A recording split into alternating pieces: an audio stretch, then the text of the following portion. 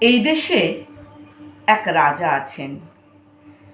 যেই করেছি শুরু, 4-5 জন চেঁচিয়ে বলল, গুরু ভুল বলছো, রাজা তো নেই, নেতা আছেন মানে।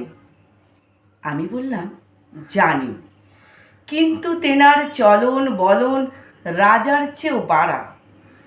তোমায় করবো এ গা ছাড়া, নেতার তুমি খুঁত ধরছ।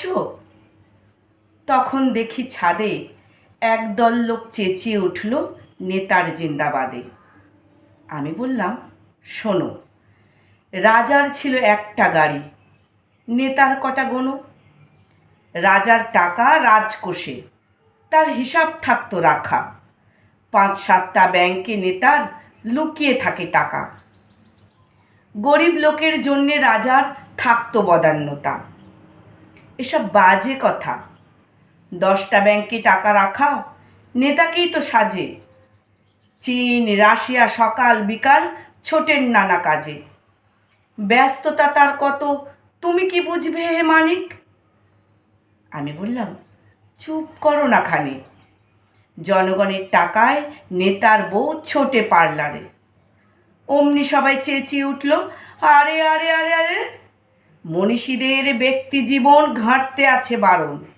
কারণ জনগণের সুখ দুঃখের হিসেব রাখেন নিজে।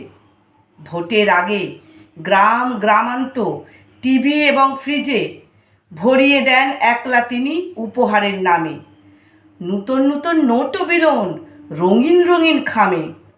এসব তোমাদের রাজা করতেন? বলো না বুক ঠুকে। ভালো লোকের দোষ খোঁজে নিন্দুকে। রাজার ছেলে ঘোড়ায় চড়তো, নেতার ছেলে গাড়ি। দোষ কি যদি নেতার থাকে 17খানা বাড়ি? রাজারও তো ভাই প্রাসাদ ছিল, দিঘি এবং বাগান। ও বল্টুদা, লোকটাকে মঞ্চ থেকে ভাগান।